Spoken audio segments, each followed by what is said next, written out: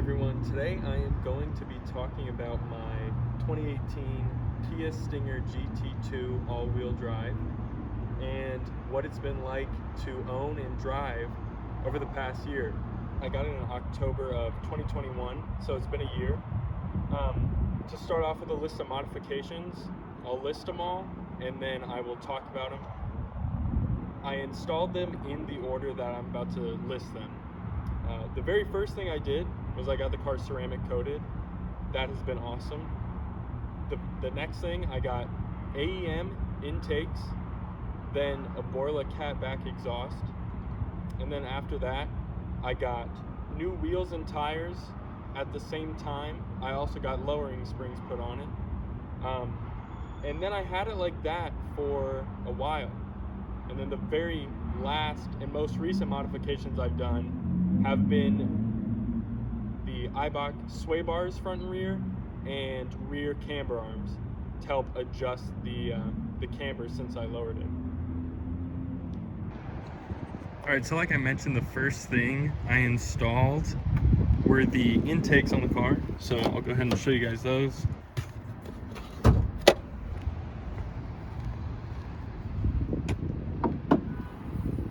You can see the two AEM intakes, one there for each of the turbos. One thing I also forgot to mention at the beginning is that I also have a Mishimoto oil catch can in there, which is recommended to have for all direct injection engines. But I got the intakes first November of last year, and so those have been on the car the longest. The install was fairly simple, but those have been awesome. They add a lot of noise to the car. I think people that get intakes for performance without getting a tune are just lying to themselves. It's really just for really just adds noise to the car. The blow-off valves sound awesome. You can hear the induction noise when you really get on it. So these have been a great addition to the car.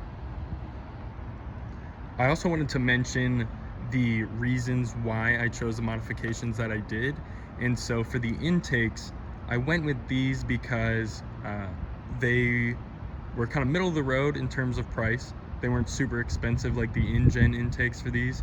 And the plumbing is plastic, and unlike its K&N siblings, it is more resistant to heat soak than the metal plumbing on the K&Ns or maybe the in-gen intakes. Now, the next thing we got that you can't really see is the Borla Catback exhaust.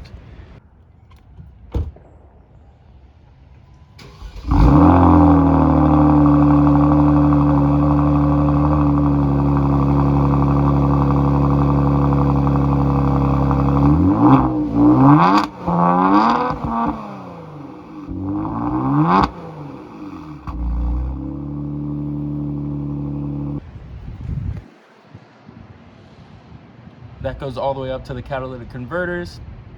I installed those December of last year, so it was nice and cold here in Virginia. That's been an awesome addition. I chose that because Borla is a very reputable brand, so I know the quality was going to be good. I listened to some sound clips online and also really did enjoy how the Borla sounded.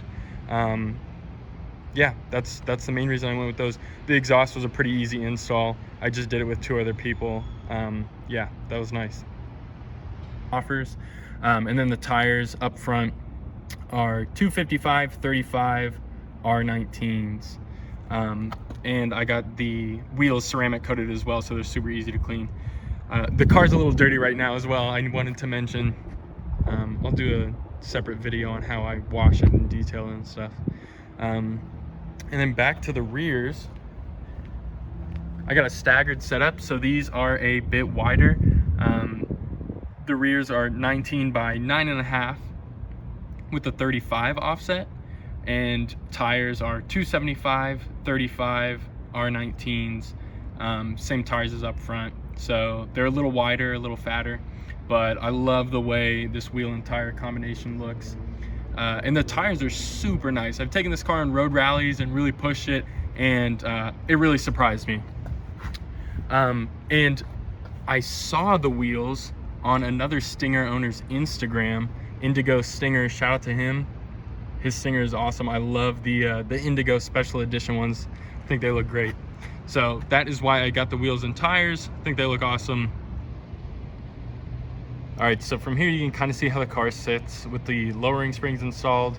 I got the Eibach lowering springs because the car comes with adaptive dampers, and so I didn't want to lose that if I replaced them with coilovers. So I just got the lowering springs. They've been great. The turn-in is a lot sharper. The car feels a lot more nimble. The only complaint I have, you can't really see it right now because the car is on like the uneven parking deck surface, but the passenger side rear typically sits higher up in the wheel well, noticeably. Can't see it here again, it actually looks like this side of the car is sitting higher, but on level ground it sits lower, the wheel is higher in the wheel well, and I get some rubbing, and I think that may be due to improper installation from the shop that did it. I'm not quite sure though. I'm gonna take a look at it and see what can be done. But the lowering springs are awesome without sacrificing too much ride quality. Really a good modification that I put on.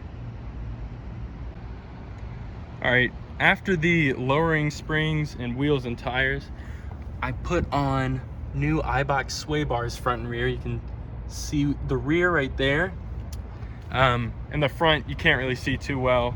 I don't think you can see it at all actually. Oh yeah, you can, right in there.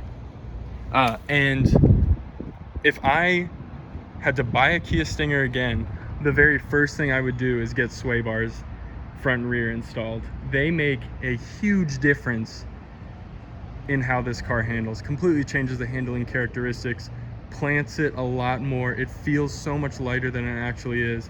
I would definitely get those first if I had to do it again. Now, the rear sway bar installation was a complete pain in the ass. There's one bolt on this side, the driver's side, that is behind the fuel filler tube that is virtually impossible to get to. Me and two other people, maybe 2 hours just to do the rear sway bar, and then the front was completely fine. The front was super easy. If you go to a shop and they quote you like $250 to put on front and rear, I would definitely do that. Those the sway bars, huge change to the handling characteristics of the car. They're awesome. I love them. And then when I got the sway bars, I also put on rear camber arms, which you can't see at all, because when you lower the car, it's really hard to get the rear camber back into spec with the stock camber adjustment. So I got the rear camber arms so I could bring it back out and get it back in spec so I wouldn't have abnormal tire wear. I can't really remember when, but I installed these aftermarket exhaust tips. Normal exhaust tips were just plastic that were attached to the rear bumper, and these are kind of like BMW M style exhaust tips, metal surrounded by carbon fiber. It's not carbon fiber, it's definitely just plastic, but I think they look a lot better than the stock ones. Those attach straight to the exhaust pipes. The most recent thing I actually did yesterday. I put new rotors and pads on. They're OE style rotors, upgraded performance a little bit, and then the pads are ceramic pads, both R1 Concepts rotors and pads. And then in the rear, I just did pads because they were out of stock in the rotors and on back order. So just did pads front and rear, and that is it. All right, now we're getting down to like the last little bits. I've done intakes, exhaust, wheels, tires, lowering springs, sway bars front and rear, the catch can and the exhaust tips. And then one other little cosmetic piece that I put on is this rear spoiler, just the rear deck lid spoiler there. I think it looks super great, kind of makes it look a bit more aggressive. Looks OEM, the paint match is perfect. That is really it. That's all I've done to my Kia Stinger. I love everything about it.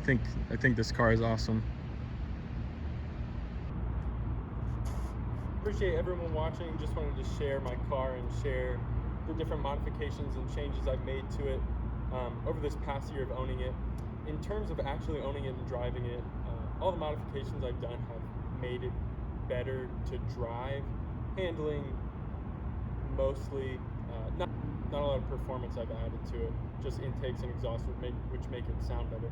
But in the future, I definitely do want to get a tune for it. I'm looking at an ECU tune, probably lap 3, 1.5, something like that. I would need to do spark plugs for that as well. But yeah, appreciate you watching. This car is awesome. If you guys want a Kia Stinger, definitely get it. Yeah, stay tuned for more stuff. Thanks.